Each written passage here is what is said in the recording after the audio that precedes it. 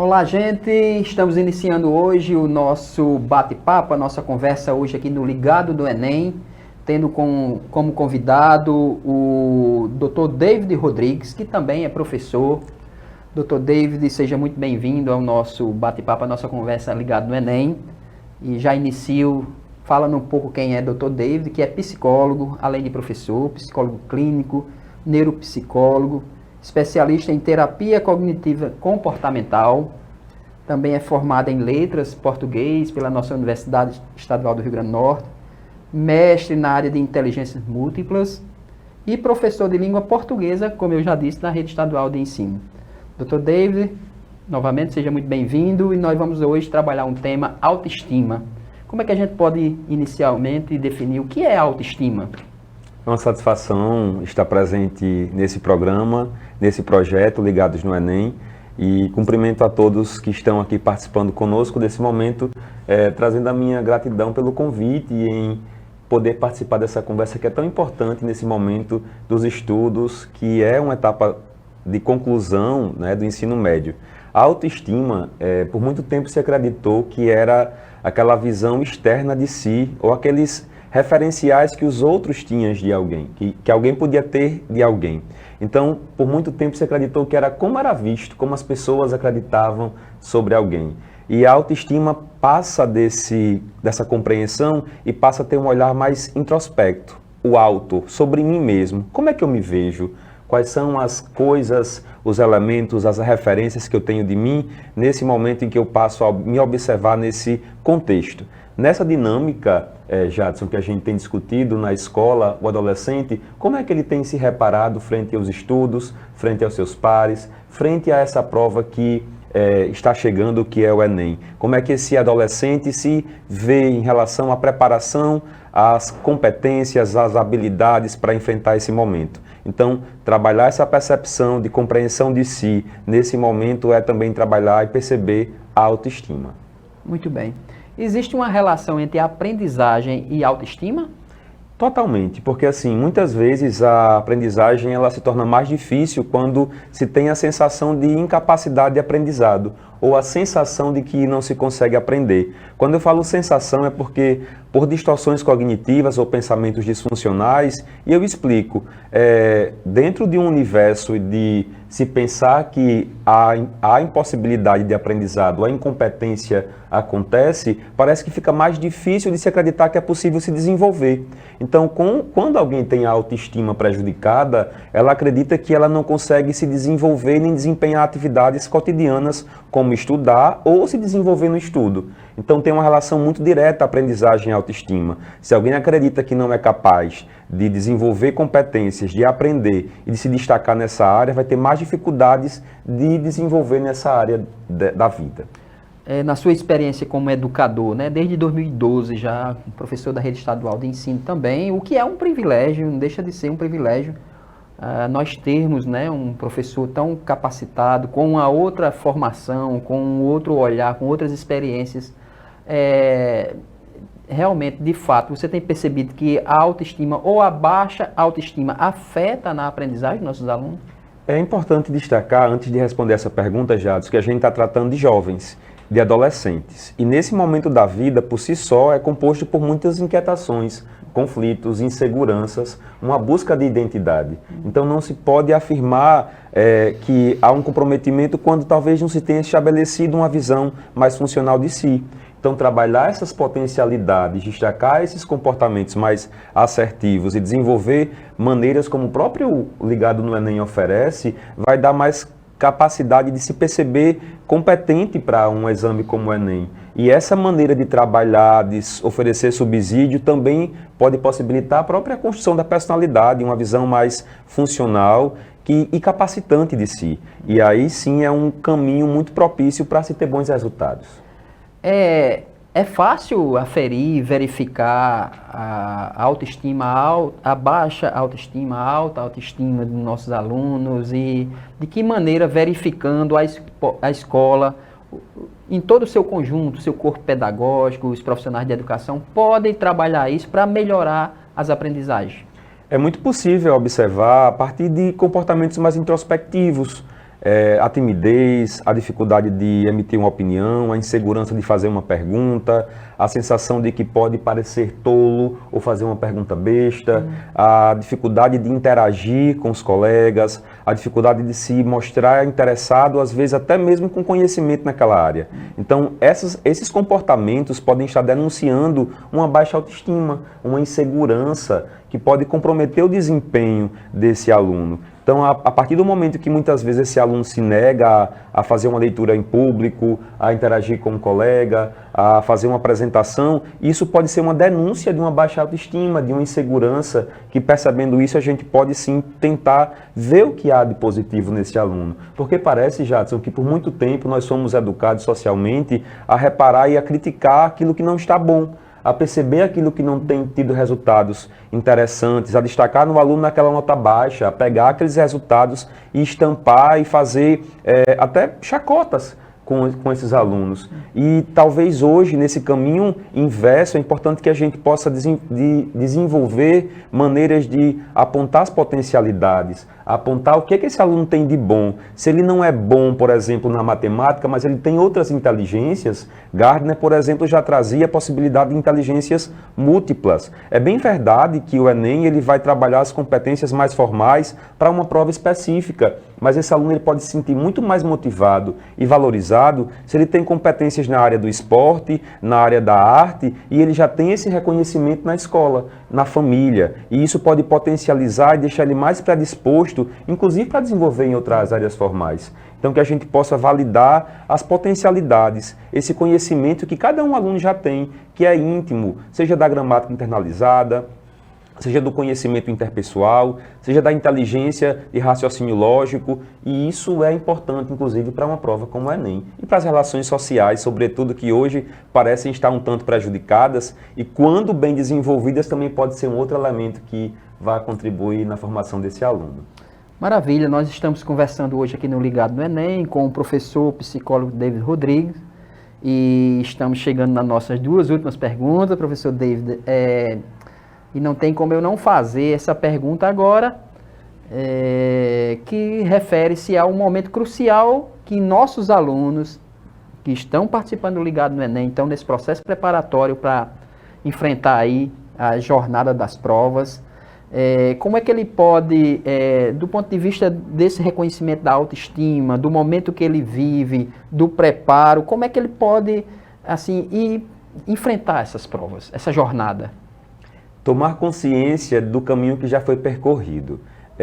Esse aluno que está agora prestes à prova do Enem, ele passou por várias formações, mas que esse medo que faz sentido ser sentido diante de uma prova, essa ansiedade que faz sentido ser sentida, parece que provoca uma sensação de insegurança e uma vontade de distanciamento. Então, tornar claro e consciente para esse aluno que ele já tem toda uma formação básica e que muitas vezes parece insuficiente, mas que é fundamental para que ele esteja apto para esse exame. Então, a formação lá do ensino fundamental, a formação do ensino médio, as aulas, os projetos, as leituras, o próprio Ligado no Enem são condições que favorecem a formação para essa prova. E para além disso, tudo que ele consome, seja de leitura, seja de vídeo, seja de projetos de teatro, isso também vai ser utilizado numa prova como o Enem. Então, inevitavelmente, esse aluno ele tem uma bagagem sociocultural que possibilita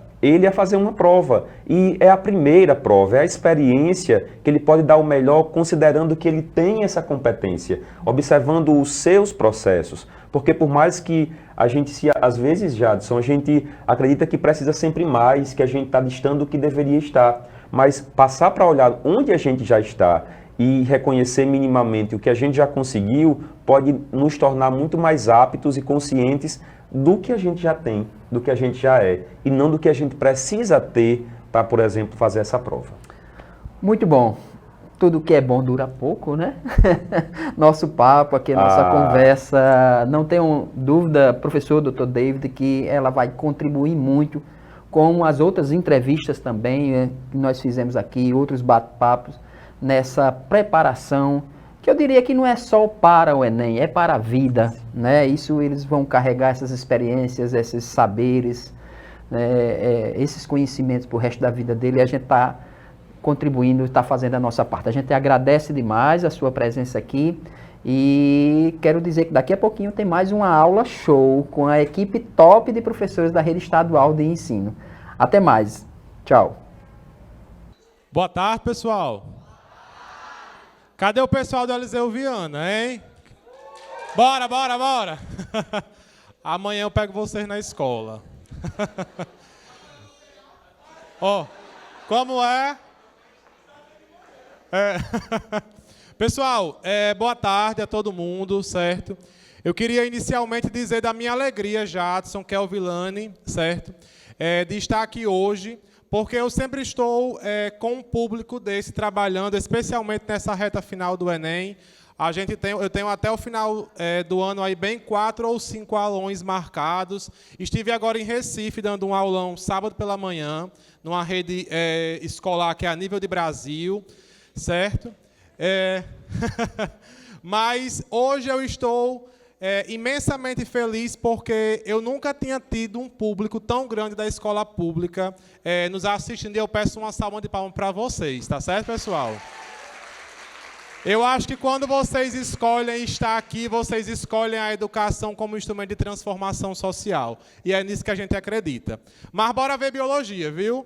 No final, certo? Eu queria que vocês guardassem a bateria do celular de vocês para um negócio que eu quero fazer no final. É um sonho que eu tenho, certo? Eu fiz lá em Recife sábado, só que eu não publiquei porque eu queria que fosse inédito com o pessoal aqui da escola pública, certo? Então, vocês guardem as baterias do celular de vocês para o final, que eu quero fazer. Porque eu quero deixar a Xande Avião chorando atrás do palco, com a ruma de luz ligada aqui no final, beleza? Dá certo aí, pessoal? Tudo bem. Tem os prints aí.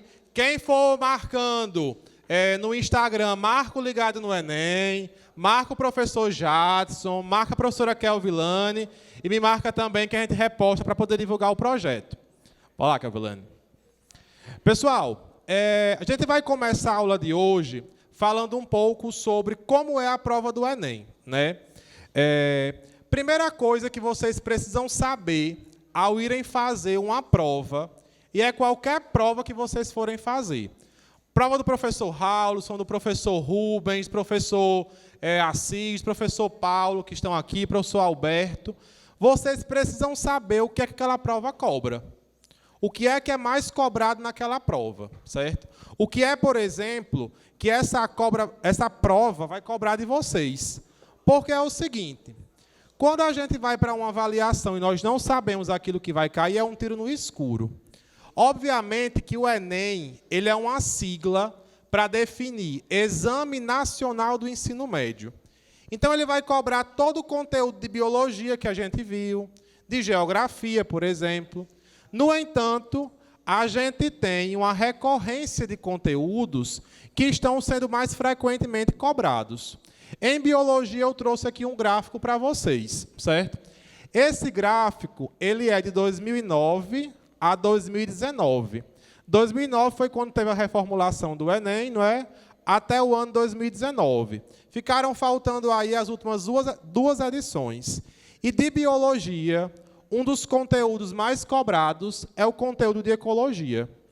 O conteúdo de ecologia ele é cobrado no Enem não somente por conta da ecologia em si, mas é porque, por trás dele, existe uma preocupação com as questões ambientais. Porque quando eu cobro um conteúdo de ecologia, eu cobro também a poluição do lixo, a poluição da água, eu cobro as questões dos combustíveis fósseis, das matrizes energéticas. Então, ecologia é sempre um conteúdo que é bastante cobrado na prova do Enem. O professor Raul, que é professor de cursinho, sabe muito bem disso, né, Raul? A grande quantidade de questões que nós temos no Enem. Citologia também, cito vem de célula, logia de estudo. Então, citologia é o estudo da célula, certo? É o estudo da célula. E aí nós vamos iniciar o nosso aulão hoje, certo? Também com esse tópico aí.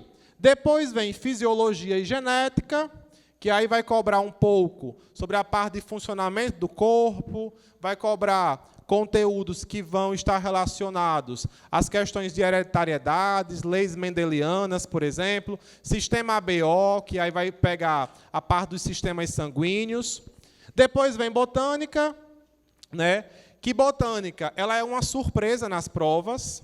O ano passado teve uma questão que deixou todo mundo surpreso por conta da forma como foi cobrado, era uma questão bem específica de botânica.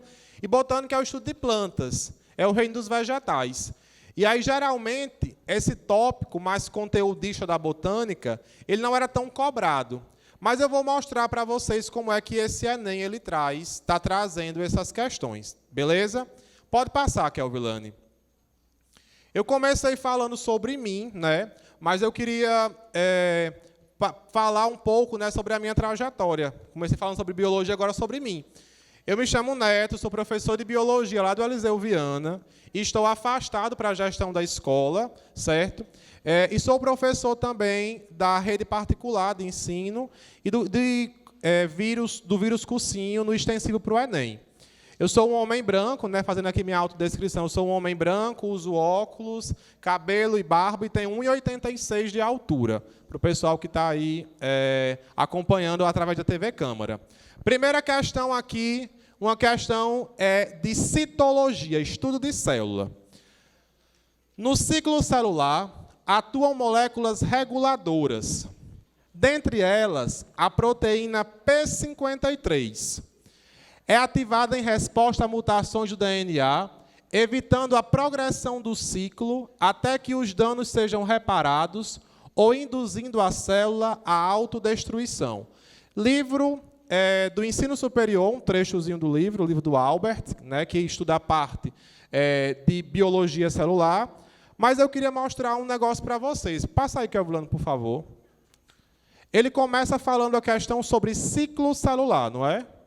Ele fala sobre ciclo celular, fala sobre uma proteína do ciclo celular e fala basicamente a função dessa proteína.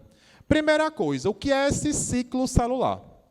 O ciclo celular é a forma como o nosso corpo ele vai formar células, ele vai dividir as nossas células. Nós estamos aqui observando esse aulão, mas o tempo todo as nossas células estão se renovando. As nossas hemácias, por exemplo, que são as nossas células sanguíneas, elas se renovam basicamente a cada 120 dias, todas as células do nosso corpo. Então, elas são células que estão o tempo todo se renovando. Nosso cabelo cresce por conta da formação de novas células.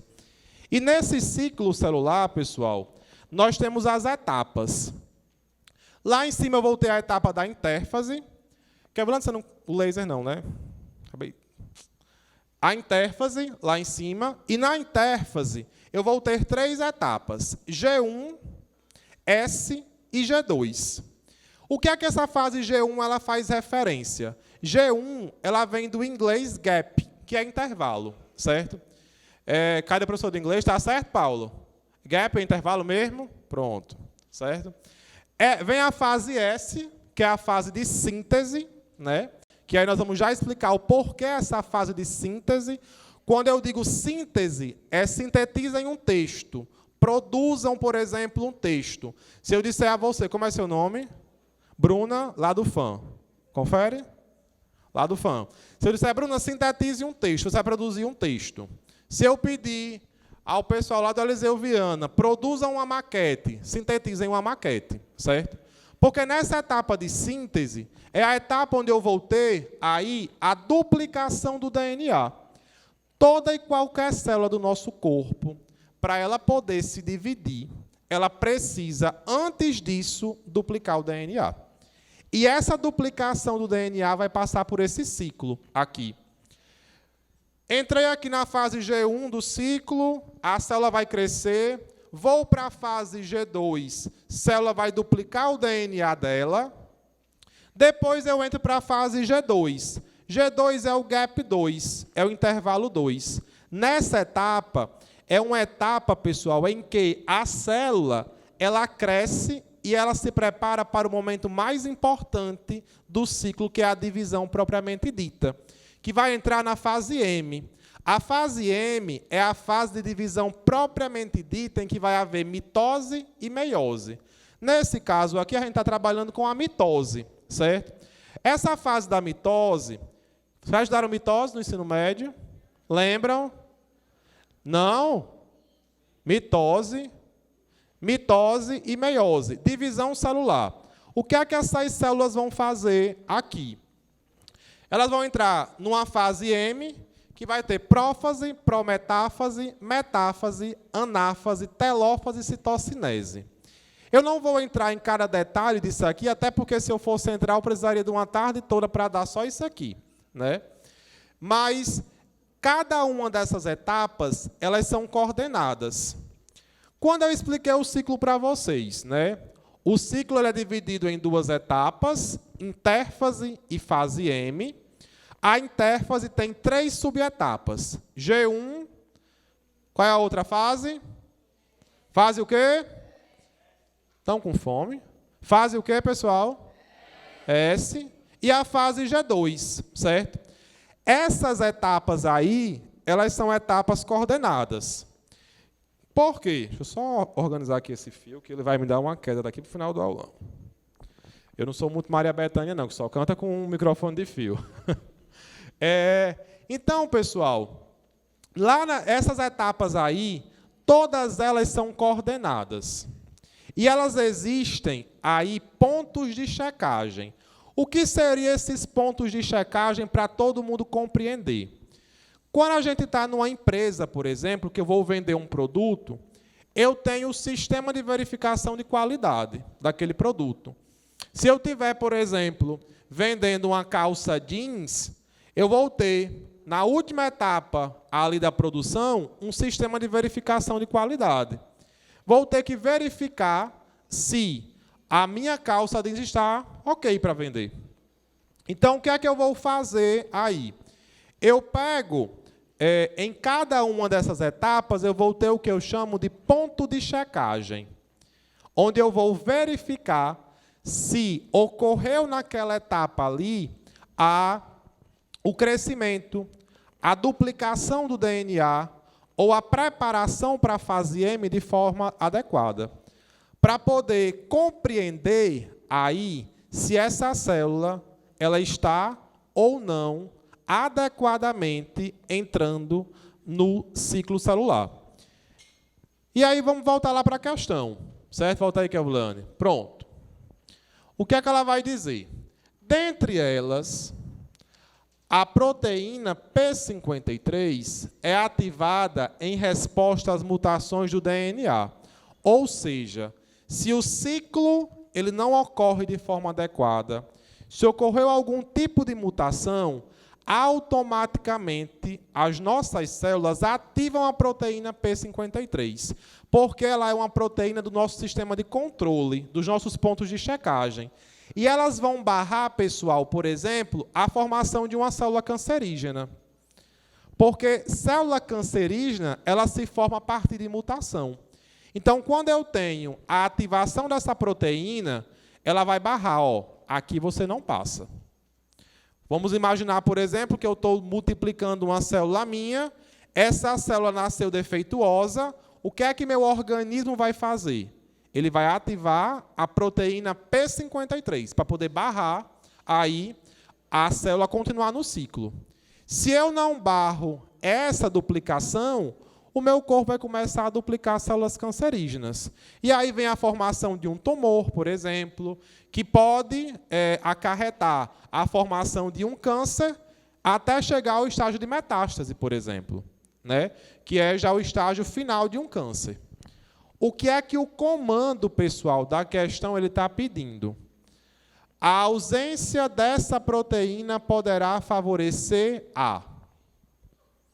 O que é que essa proteína ela vai fazer aí? Ela vai barrar a proliferação, por exemplo, de células cancerígenas, de células defeituosas. Ela é um local ali de controle dessa célula. Eu sei que vocês já receberam o material, eu sei que vocês estavam lendo o material antes disso, né? Estava ali um pessoal concentrado com o material nas mãos. Sem que a gente continue a discutir a questão. Quem acha que é A, levante a mão. A, letra A. Ninguém? B. C.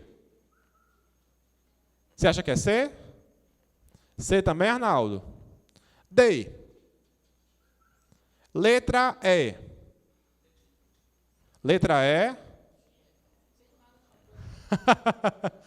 Quem acha que é a letra A, levanta a mão para me ver aqui. Kevin, passa aí para mim, por favor. Proliferação celular exagerada, resultando na formação de um tumor. Essa proteína que nós falamos aqui, pessoal... Valeu, Jadson, obrigado. Ela é uma proteína aí que vai justamente barrar a proliferação exagerada de uma célula. E aí vem um detalhe a mais. Um ciclo como esse aqui, que estava aqui na tela, né? Para se dividir, ele vai levar em média 24 horas, mais ou menos, em torno de 24 horas. No entanto, quando uma célula cancerígena ela vai se dividir, ela começa o processo de divisão, em média, existe uma estimativa que leva em média 1h30, 2. Porque célula cancerígena não quer saber se todos os componentes celulares foram formados. Ela só quer se dividir. E se divide, por isso que formam os tumores locais nos tecidos. Porque ela começa só a se dividir. E aí ela começa a crescer, forma os tumores, e se não trata esse tumor, ela começa a se espalhar pelo corpo. Por isso que a ausência dessa proteína aí, que é uma proteína reguladora, que é uma proteína do sistema de controle, ela vai aumentar a proliferação exagerada de células, resultando na formação de um tumor. Difícil, pessoal? Está dando de boa para compreender aí as questões? Estou indo rápido demais ou não? Não? Estou? Não? Sim ou não? Estão prestando atenção? Tudo bem. Passe aí, Kevin.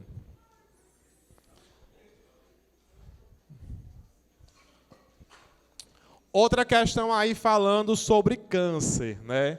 Eu tenho, pessoal, uma proximidade muito grande com a questão do câncer, porque eu faço doutorado, inclusive aqui o doutorado aqui na Faculdade de Medicina, na Bioquímica, e o meu trabalho é com câncer, né? Eu estou estudando uma proteína de uma planta, né, Lipia gracilis, que impede a replicação celular de células cancerígenas, né? Eu estou tentando começar a pesquisa aí, certo?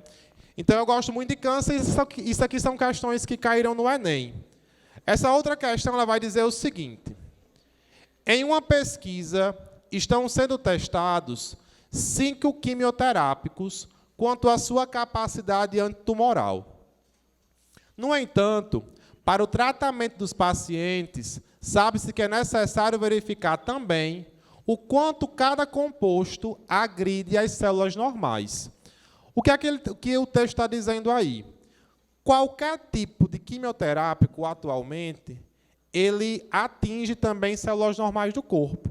É por isso que é muito frequente, durante as sessões de quimioterapia, o paciente ter, por exemplo, crises de enjoos constantes, perca do cabelo, certo? O sistema imune ele fica também fragilizado, porque os quimioterápicos, infelizmente, eles não atuam diretamente na célula cancerígena. Ele atua também nas células normais do corpo. E é justamente isso que a questão está dizendo. Para o experimento, partiu-se de cultivo de células tumorais, que vão estar nas colunas escuras da figura, no próximo slide, e células normais, que são colunas claras, com o mesmo número de células iniciais. 2 grupos controle não receberam os quimioterápicos, que no caso são o controle de células tumorais e de células normais. As colunas 1, 2, 3, 4 e 5 correspondem aos grupos tratados com os 5 compostos. O número de células viáveis após o tratamento está representado nas figuras. Kelvin, você passa aí, por favor? Por favor, mais... Não apresentou o gráfico da questão? Não? Você me empresta aqui, meu bem? Pessoal, eu vou fazer aqui com o papel. Vocês estão acompanhando aí, não estão? Questão 2. Esse gráfico escuro aí, eles são das células tumorais, não é isso?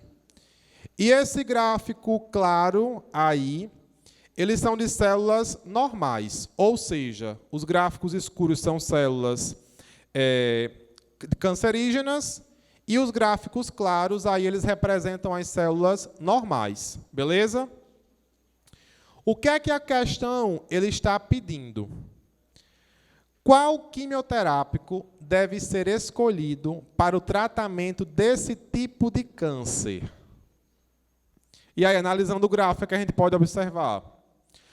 Qual foi o quimioterápico, por exemplo, que teve o melhor rendimento? Aí, quando eu digo melhor rendimento, é o que diminuiu mais as células cancerígenas e não diminuiu com tanta eficiência as células normais, não atacou com tanta eficiência as células normais. Qual foi? O 2. Por que é o 2? Não é o 3, não. É não.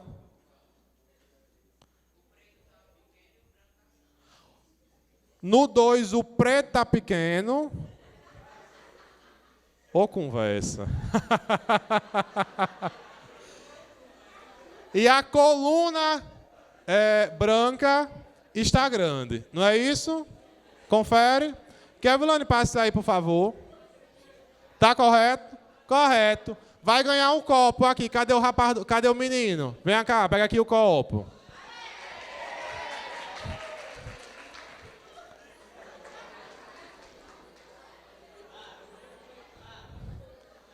Olhe, agora a sua explicação foi... Pega aqui, ó.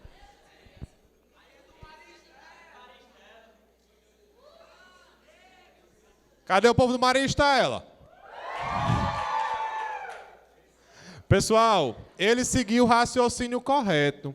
Quando eu escolho um quimioterápico, eu tenho que escolher um quimioterápico que tem uma boa efetividade com células cancerígenas, células tumorais, que estão aí na coluna escura, e um quimioterápico que não atue de forma muito agressiva em células normais, em células que não são cancerígenas, tá certo? Que, no caso, fazendo a análise do gráfico, era aí o gráfico 2. Por quê? Ele diminuiu muito as células cancerígenas e não atuou com tanta efetividade nas células normais. Beleza? Então, quimioterápico aí, 2. Próxima questão. Radioterapia é uma especialidade médica utilizada para o tratamento de diversos tipos de câncer. Uma das radioterapias utilizadas atualmente é a terapia à base de iodo radioativo. Pessoal, sistema endócrino aqui. O que é que o sistema endócrino ele nos traz? Hormônios. Os hormônios do nosso corpo todinho. Tem 2 hormônios no corpo que são chamados hormônio T3 e T4. Alguém aqui já fez as taxas de hormônio T3 e T4? Nunca fizeram os exames de hormônio T3 e T4? Mas vocês sabem onde é que esses hormônios atuam? Onde é que esses hormônios vão atuar, o hormônio T3 e T4? Professor Raulson. Onde é? Tireoide? É? Quem acha que é a tireoide, pessoal? Raulson disse? Foi. Olha aqui, Raulson, entregando, viu? E foi. Ó, pessoal, então, os hormônios T3 e T4, eles vão atuar na tireoide. Só que eles recebem esse nome, né? Não é à toa. Por que T3 e por que T4? O hormônio T3 é o triiodotironina, por isso que é T3, porque tem 3 átomos de iodo, e o T4 é o tetraiodotironina ou tiroxina, certo? Que são hormônios que atuam aí na tireoide. A questão está dizendo aqui que ele está fazendo um trabalho à base de iodo radioativo. Nessa, o paciente ingere uma pílula contendo iodo radioativo, que migra para a corrente sanguínea e circula pelo organismo até ser absorvido pelo órgão-alvo, onde age nas células tumorais, destruindo-as e impedindo a proliferação do câncer para outras regiões do corpo. Usa-se o iodo porque o órgão-alvo dessa terapia seria o quê? Qual é? Tireoide. Alternativa aí, letra B. Queria fazer uma pergunta? Não? Pessoal, esses hormônios aí, né? Quando a gente fala do iodo, de iodoterapia, eles são hormônios que vão atuar diretamente na tireoide. Os átomos de iodo, eles atuam para formar esses hormônios. É por isso, inclusive, né, que no Brasil nós tínhamos uma grande quantidade de pessoas com hipotireoidismo. Era baixa nesses hormônios. E aí, teve um decreto governamental, à época, que obrigou as indústrias salineiras a adicionar no sal de cozinha, no NaCl, iodo. É por isso que o sal de cozinha ele é colocado lá, sal iodado.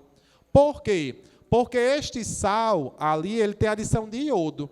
Foi uma forma que o governo encontrou, à época, de manter os níveis de iodo na população bons, adequados, sem que se tivesse um custo muito elevado. Então, o sal iodado ele é resultado justamente dos problemas que nós tínhamos à época de hipotireoidismo. E aí, o iodo ele atua diretamente na tireoide. Próximo. Homem, cadê as questões? As imagens, Kelvilane? Não, tá não. Rapaz. Eu vou pegar aqui novamente a folhinha da menina. Você quer usar meu computador, Kelvilane? Meu computador? Você quer usar? Ligue aqui, ele está na minha mochila. É o tempo que eu resolvo a questão aqui. Pelo menos ele está com todas as imagens. Em uma aula sobre metabolismo energético, foi apresentado um experimento clássico realizado por Engelmann. Um recipiente, contendo bactérias aeróbias e uma alga filamentosa, foi submetido à iluminação de uma fonte de luz representada pelo microespectro.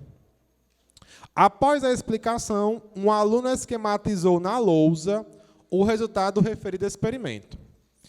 Observam aí, né, pessoal, que vai ter a representação desse experimento. O que é que ele traz aí no experimento? Ele traz uma região com o filamento da alga, uma região com o microespectro e traz também o crescimento bacteriano, certo? Esse crescimento bacteriano, ele vai depender da taxa fotossintética, conteúdozinho de fotossíntese, certo? Fotossíntese, ele é um tópico que vai estar dentro de metabolismo energético e que nós precisamos conversar um pouco sobre ele. Primeira coisa, para se ter fotossíntese, eu tenho que ter luz. Confere? Inclusive, o nome fotossíntese é síntese e produção através da luz. E aí, quando eu penso em fotossíntese, de onde é que vem essa luz? Do Sol. E a luz, o pessoal, o Rubinho está ali, de Química, a luz é uma onda, né, Rubinho? Da Física. Tem alguém de Física aqui? Tem não, né, professor? Então, a luz é uma onda. E nós temos, em determinados pontos, uma absorção de comprimento de onda, certo? E outros, uma reflexão, a gente reflete. As algas, elas fazem isso também. O que é que elas vão fazer? Na região do vermelho e na região do azul, elas absorvem com frequência a luz. Então, elas absorvem com bastante frequência a luz, com bastante intensidade. É a faixa em que há a maior absorção. E no verde, ela não absorve, ela reflete. É por isso, inclusive, que as plantas são verdes. Porque a clorofila, né, que é a molécula que realiza a fotossíntese, ela não absorve a luz verde, o comprimento de onda da luz verde. Ela vai absorver a região do vermelho e a região do azul. E ali, nesse aspecto, pessoal, quando eu faço fotossíntese, o que é que as plantas vão produzir? Vão o quê? Rapaz, o pessoal do Marista está afiado, viu? Quem é o professor de biologia de vocês? Quem é? Roberta. Sei quem é Robertinha, né? Roberta Andrade, né? Muito bem, certo? Estão corretos, viu, pessoal? Quando a fotossíntese ela acontece, as plantas pegam oxigênio, aliás, CO2, não é isso? E liberam oxigênio, beleza? O pessoal do Aliseu aqui está reivindicando, disseram que tinham dito, não foi? Aí, mas, em que, pessoal, situação aí eu vou ter a maior quantidade de produção de oxigênio? Em que local? Por quê? Eu voltei no vermelho por quê? Porque é o local onde eu tenho a maior quantidade de bactérias crescendo, aí pela imagem, e essas bactérias, elas são o quê? Bactérias aeróbias, bactérias que dependem de oxigênio. Se eu tenho mais oxigênio, consequentemente é porque eu tive mais o quê? Fotossíntese. Então, a alternativa correta aí vai ser qual? Letra E de escola, vermelho, sugestivamente vermelho, né? Deixa eu só colocar aqui a senha. Olha aí. Olha aí. Olhe. Obrigado, meu bem. Pessoal, Raulson está aqui. É meu colega professor de biologia. Quando vocês chegarem, vocês podem perguntar a Roberta. Podem perguntar a Artemisia amanhã, de Genaide. Aos professores de biologia de vocês. Quando a gente vai começar o conteúdo de botânica, nós só não somos mais odiados do que eu não sei nem o quê. Os alunos olham para a gente, botânica de novo. Para que eu vou saber disso, se eu não quero ser agrônomo, né? Mas aí eu queria contar uma novidade para vocês. Historicamente, o Enem não cobrava com frequência as questões de botânica. Mas nos últimos anos tem aparecido um negóciozinho aí de botânica, certo? Nas provas. E aí, galera, o que é que a gente precisa compreender? Aqui eu tenho um gráfico que já caiu 2 vezes na prova do Enem, certo? Que já caiu 2 vezes na prova. E nesse gráfico, ele traz o aspecto evolutivo das plantas, do reino vegetal, do reino das plantas do grupo vegetal. Atualmente, nós temos quantos grupos de plantas? 4. Briófitas, pteridófitas, gimnosperma e... Qual é o último? Angiosperma. Copo para a menina ali também. Chegue, pegue. Pegue o copinho, vá. Segure. Segure. Vá. Ó.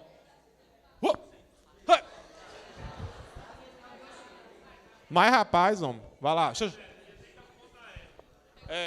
Vai ter que dar um ponto, né, a menina? Pronto. Vocês deixam de ser ruim com esse povo. Deu ponto aos meninos. Ó. Pessoal. Então, eu tenho briófitas, pteridófitas, gimnosperma e angiosperma.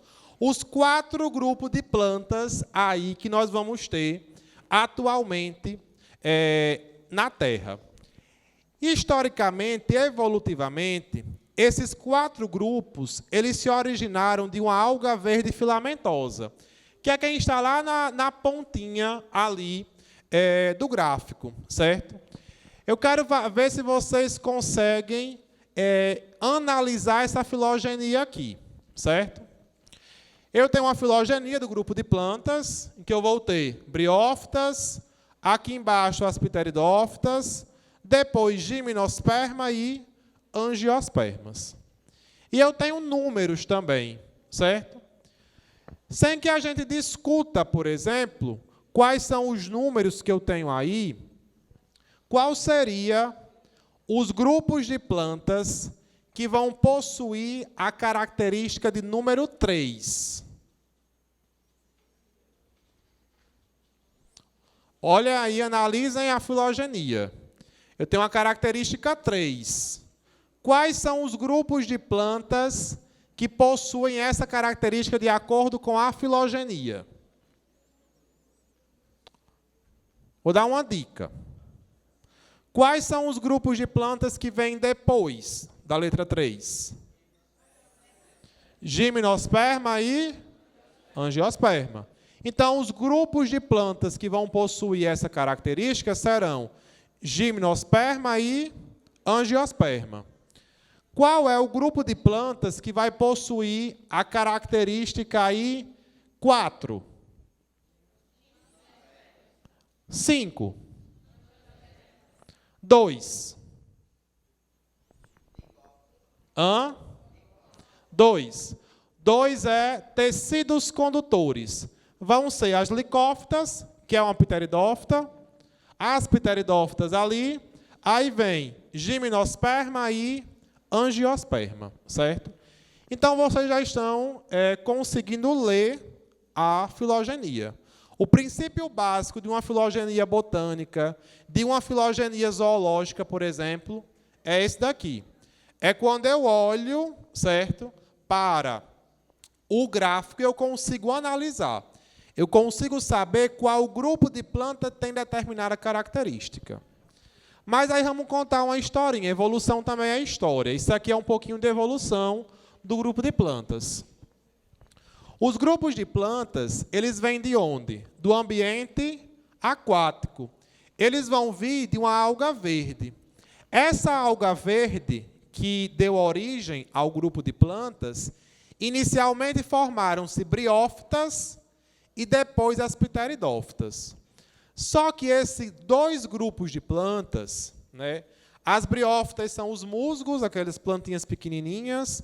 Um exemplo de pteridófita seria as samambaias que a gente tem em casa, por exemplo. Esses 2 grupos de plantas, eles são dependentes de água ainda. Saíram da água, mas precisam viver em ambientes úmidos, por um motivo: reprodução. O gameta desses grupos de plantas aí é um gameta flagelado. É um gameta que vai ter aquele flagelozinho, aquele rabinho para poder ter que nadar. Tanto briófitas quanto pteridófitas, elas dependem de água para a reprodução. Certo? Mas aí vem a boa zona da gimnosperma, certo? Chegando com a terceira, com o número 3, qual é a estrutura que sugere no 3, de acordo com a legenda? Formação de quê? Formação de tubo polínico. Tubo polínico, pessoal, é o local onde vão se formar os grãos de pólen. E esses grãos de pólen aí são os gametas das gimnospermas e das angiospermas. Só que eles surgem com uma novidade. adeus dependência reprodutiva da água. Porque, a partir de agora, esses gametas não são mais flagelados. Por não serem flagelados, não terem mais o flagelozinho, eles conseguem ser distribuídos por outros grupos de plantas a partir do vento, por exemplo. A partir de animais como as abelhas, que são animais polinizadores. A partir também da água, certo? Só que eles não têm a dependência exclusiva da água para se locomover de uma planta para outra.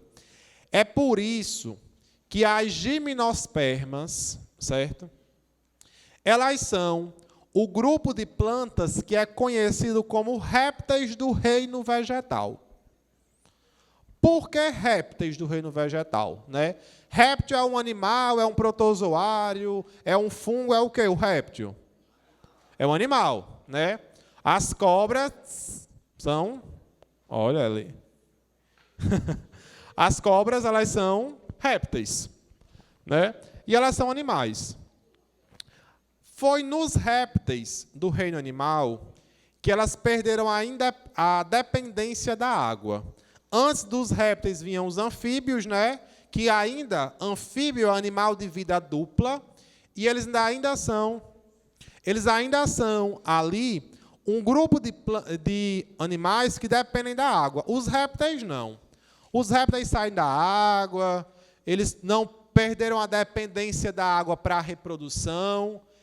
E aí, as gimnospermas foram chamadas de répteis por conta disso. Porque no reino vegetal, elas são o grupo que perderam completamente a dependência da água, por conta justamente da mudança no gameta. Briófitas e pteridófitas, eu tinha gameta flagelado, com flagelo, agora perdi o flagelo, então o vento pode levar, os animais podem levar, certo? E o que é que a questão está perguntando?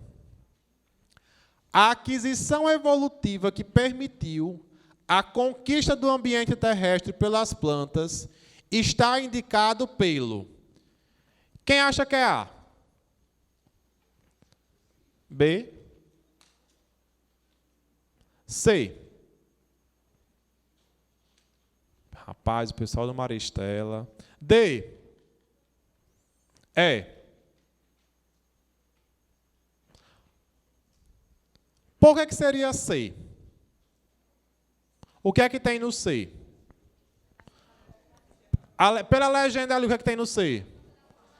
Formação de quê? Do tubo polínico. Lá no tubo polínico eu vou formar o quê? Grãos de pólen. Grão de pólen é o quê, pessoal? O gameta das plantas, das gimnospermas e das angiospermas. Quando esse grão de pólen ele surge, aí nós perdemos completamente a dependência da água para a reprodução. Então, se eu tenho que marcar uma alternativa que diz que permitiu a conquista definitiva do ambiente terrestre, a alternativa aí seria a questão C, número 3, formação do tubo polínico. Palmas para ela aqui, menina do fã, olha. Deixem maus colegas, aplaudam a menina.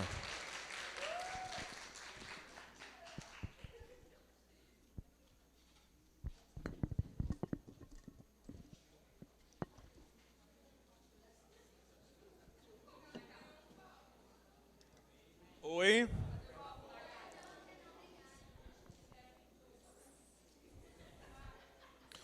Pegue, minha filha, pegue. Tava reivindicando o copo dela. Ó, agora eu lembrei de uma aluna minha um dia, eu explicando esse conteúdo, né? Aí, em sala de aula, lá no segundo ano no Eliseu Viana, quando eu estava em sala de aula. Aí eu falando sobre as briófitas, pteridófitas, gimnosperma, angiosperma. Aí a aluna olhou para mim e disse, professor, a menina era do sítio, lá no meu sítio tem muita briófita achando que é angiosperma, viu? Ela fez uma analogia, então ela conseguiu compreender, né? Porque as briófitas são os grupos de plantas mais simples e as angiospermas são as mais complexas, aquelas que vão estar no final do grupo. Vamos lá para essa alternativa aí, nessa questão, que vai dizer o seguinte. Do ponto de vista genético, o número de cromossomos é uma característica marcante de cada espécie. A goiabeira, por exemplo, apresenta como padrão específico 22 cromossomos. Vamos analisar aqui o seguinte, pessoal. Quando a gente fala de padrão específico, é a nossa identidade genética enquanto espécie. No caso da goiabeira, né, seria o quê? 22 cromossomos. Quando eu tenho, por exemplo, a espécie humana, seria 46 cromossomos. Isso é um padrão que nós temos. No caso da espécie humana, por exemplo, do reino animal, aí, quando eu tenho uma variaçãozinha de 1 para mais ou para menos, eu tenho a formação de síndromes. A síndrome de Down, por exemplo, ela se dá porque há uma variação no padrão cromossômico da nossa espécie. Ao invés de a pessoa com Down ter 46, ela vai ter 47. E aí existem várias síndromes, né? Eu citei aqui a Down porque é a mais comum, mas tem Down, tem Patal, tem Edward, tem Klinefelter, tem Turner, certo? Que são várias síndromes de alteração cromossômica. Nesse caso aí, o padrão específico da espécie, ele vai estar falando sobre células que são diploides. Professor, o que é que seria células diploides? Vão ser células que vão possuir 2 lotes cromossômicos, certo? Por exemplo, as minhas células, né, as minhas células da pele, elas possuem 2 lotes cromossômicos. 23 mais 23.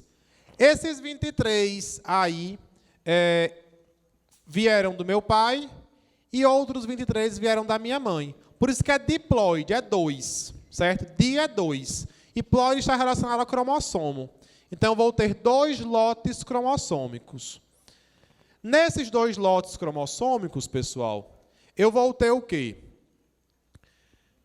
Um que veio do genitor masculino e outro que veio do genitor feminino. Esse é o meu padrão específico.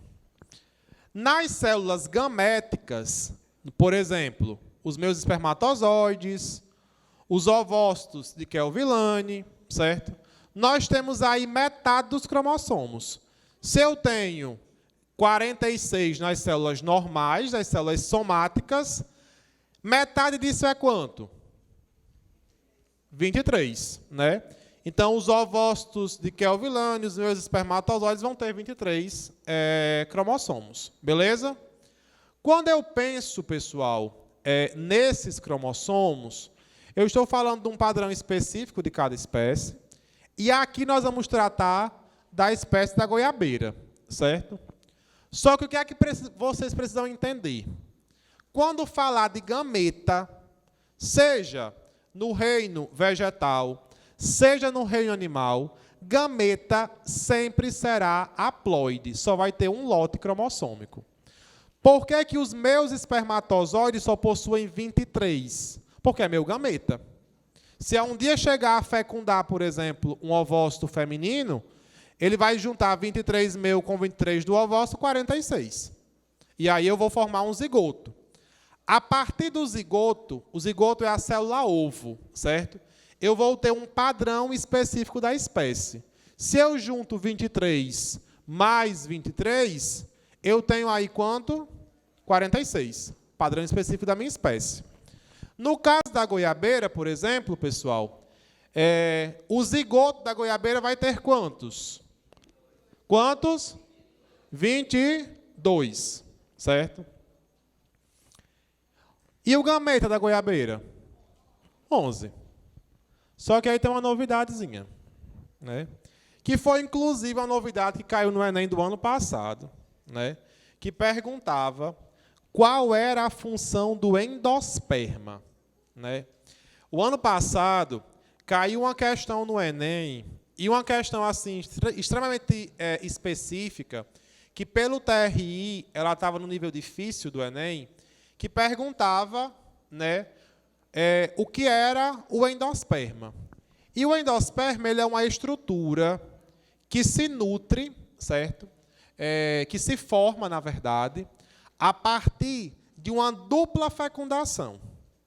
Olha aí a novidade. Quando eu vou formar um zigoto, eu formo o zigoto 1 mais 1. 1 mais 1 é 2. Né? Mas o endosperma, que tem como função nutrir o embrião, ele se forma de uma dupla fecundação. Então, é 2 mais 1. Que aí, no caso, vai ser uma estrutura triploide. Que é justamente isso que a questão vai dizer aqui no final. A organização celular do gametófito feminino, é um nome bonito, né? Das flores de angiospermas é complexa, sendo formado por um conjunto de 8 células que, após a fecundação, originarão células com diferentes números cromossômicos. Neste grupo, as células somáticas, do padrão específico, são diploides, as gaméticas são haploides, e o tecido de reserva da semente é triploide. Quem é o tecido de reserva da semente, pessoal, que eu acabei de falar? Vai ser o endosperma. Vamos para a alternativa agora. Durante o ciclo de vida de uma goiabeira, quantos cromossomos podem ser encontrados, respectivamente, na oosfera, no zigoto e no endosperma? O zigoto é quanto? 22. Confere. Oosfera vai ser qual? Já elimina a C. Vamos por partes, né? Eu já eliminei a C porque o zigoto é o segundo ali e ali vai dizer 44. Eliminei a C. A oosfera é o quê? Que estrutura é a oosfera? É o gameta, não é? A oosfera é o gameta. Gameta é haploide ou diploide? Vai ser o quê? Haploide ou diploide? Haploide, certo? Então ele vai ter metade dos cromossomos, certo? Já elimino quais aí? Elimino A e C, né? Que já estava eliminada a letra C, na verdade. É B?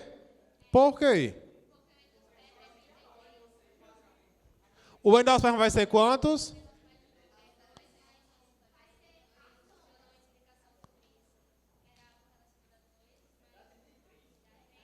Dá 33. Eles vão gabaritar. Pega aqui o copo. Pega aqui o copo. Chegue. Vem aqui, venha pegar. Quer que eu jogue? Olha as cabeças. Foi.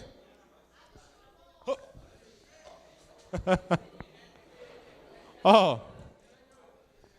Eu vou guardar um para Eliseu Viana, viu, pessoal? Eu vou puxar o saque na minha escola também. Tá aqui o seu. Um é seu, viu? Ó. Qual é a alternativa aí, pessoal? Letra B. Marca aí, Cavalando, por favor. Só seguir a lógica. Oosfera gameta, 11. Haploide. 22 vai ser o padrão específico, que é do zigoto, certo? E 33 aí seria a alternativa que marca o endosperma, que vai ser triploide, que vai ter 3 lotes cromossômicos. A alternativa aí, letra B. Só falta essa? Passa.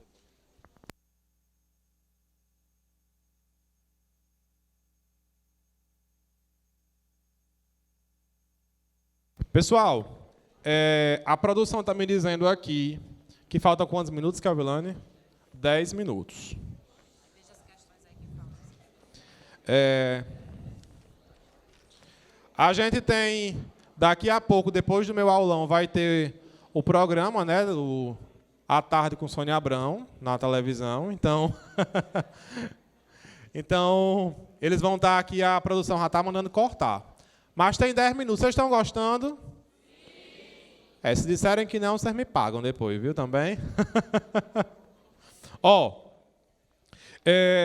Vamos aí para a questão de a fragmentação de habitats, por favor, que já está aqui no quadro, né, na projeção. Questãozinha de ecologia. Ecologia misturada com evolução. 2 assuntos tops que caem frequentemente na prova do Enem. Certo? Questão vai dizer o seguinte. A fragmentação dos habitats é caracterizada pela formação de ilhas de paisagem original circundadas por áreas transformadas. Esse tipo de interferência no ambiente ameaça a biodiversidade. Imagine que uma população pequena de onças foi isolada em uma mata pequena. Elas se extinguiram mesmo sem terem sido abatidas. Diversos componentes da ilha de habitat, como o tamanho, a heterogeneidade, o seu entorno, a sua conectividade e o seu efeito de borda, são determinantes para a persistência ou não das espécies originais. Uma medida que auxilia na conservação da biodiversidade nas ilhas mencionadas no texto compreende a... Pessoal, primeira coisa, a questão está falando sobre ecologia de paisagens, né? E também um pouco sobre evolução, tá certo? Formação de novas espécies, extinção de espécies. E quando ele fala de fragmentação, né, é porque na ecologia de paisagens nós temos a ideia da natureza como uma paisagem. Por exemplo, se eu olho para a região de cima do Pantanal, por exemplo, eu vou ter ali um mosaico de paisagens. Né, professor Alberto, de Geografia? Por que eu tenho um mosaico de paisagens? Porque eu vou ter uma região alagada, por exemplo, vou ter uma região de mata. Então, ali são várias paisagens que se formam. O que é que tem acontecido ultimamente? A fragmentação desses habitats. A partir do momento que eu fragmento aí os habitats, eu vou ter, certo, o impedimento do fluxo genético entre as espécies. Isso pode acontecer de forma natural ou pode acontecer também por ação antrópica do homem. Imaginem aí, por exemplo, que o homem construiu no meio de uma floresta, aí cortando uma floresta, uma ferrovia, por exemplo. Ou construiu uma ponte que impede que espécies do lado A e espécies do lado B, elas se conectem, por exemplo, certo? Então, foi justamente isso que a situação ela traz. Ele diz que uma população de onças ficou isolada, não é isso? E que depois de algum tempo, essa população ela se extinguiu. Confere? Aí, pronto. O que foi que ocorreu com essa população de onças? Ela ficou isolada.